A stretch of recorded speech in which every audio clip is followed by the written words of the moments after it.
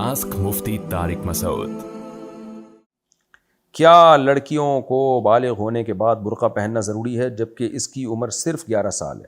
10 سال کے بعد بچی کو پردہ کرانا شروع کر دیں، برقع پہنا دیں، اچھی بات ہے، نہیں تو بڑی چادر تو ہو کم از کم کہ چہرے کے علاوہ باقی جسم ڈھپا رہے، اور چہرہ بھی چھپائے تو بہت اچھی بات ہے، لیکن جب بالغ ہو جائے تو پھر چہرہ چھپانا فرض ہے۔